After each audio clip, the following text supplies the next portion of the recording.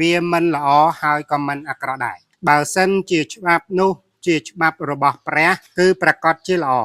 ប៉ុន្តែបើច្បាប់នោះជាច្បាប់របស់បិសាចវាប្រកាសជាអាក្រក់ហើយច្បាប់របស់បិសាចវានឹងបំរើបិសាចច្បាប់របស់ព្រះនឹងបំរើព្រះលក្ខណៈរបស់ច្បាប់គឺវាបំរើតែម្ចាស់របស់វាបំរើតែអ្នកណាដែលគ្រប់គ្រងវាតែប៉ុណ្ណោះមិនថានៅក្នុងសម័យកាលណាមិនថានៅក្នុងប្រទេសណាមិនថានៅក្នុងរបបណាមិនថាស្ថិតនៅក្នុងបរិបទនៃហ្វូងចចកបរិបទនៃហ្វូងបាក់សៃបរិបទនៃហ្វូងក្រពើក៏សុទ្ធសឹងតែមានច្បាប់របស់វាច្បាប់របស់ក្រពើគឺទៅតាមទំនោមរបស់ក្រពើច្បាប់របស់តោគឺទៅតាមលំនាំរបស់តោដូច្នេះយើងអាចសន្និដ្ឋានថាបើសិនជាយើងចង់ឲ្យច្បាប់វាបំរើប្រយោជន៍យើងលុះត្រាយើងជាម្ចាស់ច្បាប់បើយើងមិនមែនជាម្ចាស់ច្បាប់ទេកុំសង្ឃឹមថាច្បាប់វាបំរើប្រយោជន៍យើងឲ្យសោះវាមិនបំរើប្រយោជន៍យើង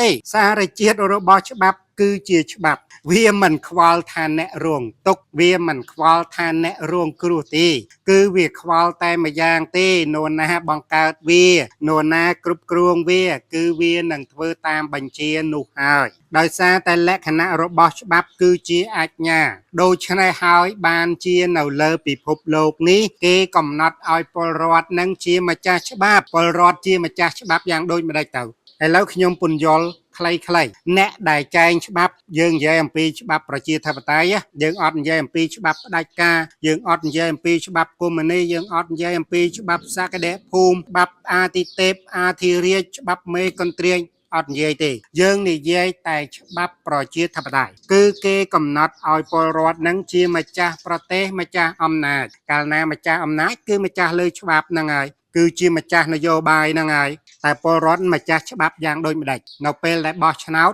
យើងមិនធ្វើការបោះឆ្នោតជ្រើសរើសនាយករដ្ឋមន្ត្រីបោះឆ្នោតជ្រើសរើសសភា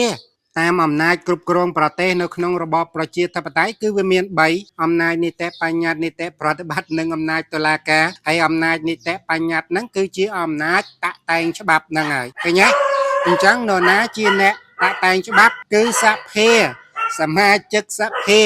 ហើយនរណាជាអ្នកបោះឆ្នោតជ្រើសរើសសភាហ្នឹងគឺពលរដ្ឋដូច្នេះហើយពលរដ្ឋគឺជាម្ចាស់របស់ច្បាប់ហើយនៅក្នុងច្បាប់ធម្មនុញ្ញគឺបានសរសេរថាណាអំណាចទាំងអស់របស់ប្រជាពលរដ្ឋប្រើអំណាចរបស់ខ្លួនតាមរយៈសភាព្រឹទ្ធសភា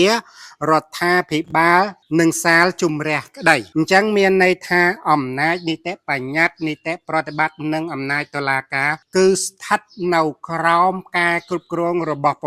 លរដ្ឋគឺជាម្ចាស់អំណាចហើយនីតិបញ្ញត្តិហ្នឹងគឺជាអំណាចមួយនៅក្នុងការតាក់តែងបង្កើតច្បាប់ដូច្នេះហើយពលរដ្ឋគឺជាម្ចាស់ច្បាប់បើពលរដ្ឋគឺជាម្ចាស់ច្បាប់ដូច្នេះរាល់ការចែងច្បាប់ទាំងអស់គឺវាត្រូវតែបម្រើប្រយោជន៍ពលរដ្ឋបើសិនជាសភាចែងច្បាប់ដែលរំលោភបំពានទៅលើសិទ្ធិរបស់ពលរដ្ឋនោះសភាមិនបានបម្រើប្រយោជន៍ពលរដ្ឋឡើយមានន័យថាអ្នកជាតំណាងពលរដ្ឋប៉ុន្តែមិនបានបម្រើប្រយោជន៍ពលរដ្ឋដូច្នេះហើយក្នុងនាមយើងជាប្រជាពលរដ្ឋក្នុងនាមយើងជាមនុស្សសញ្ជាតិតែមួយរាល់ការបង្កើតច្បាប់តាក់តែងច្បាប់ត្រូវតែគិតអំពីប្រយោជន៍ពលរដ្ឋដើម្បីរស់នៅបានសុខសេនសានទាំងអស់គ្នាបើសិនជាអ្នកតាក់តែងច្បាប់រំលោភសិទ្ធិពលរដ្ឋក៏មិនចាត់ទុកអ្នកជាតំណាងរបស់ពួកគាត់ដែរដូច្នេះហើយភាពសុខសាន្តរបស់ប្រទេសជាតិក៏វាមិនអាចកើតមានឡើងបានដែរវាប្រកាសជាមានចំនួនហើយ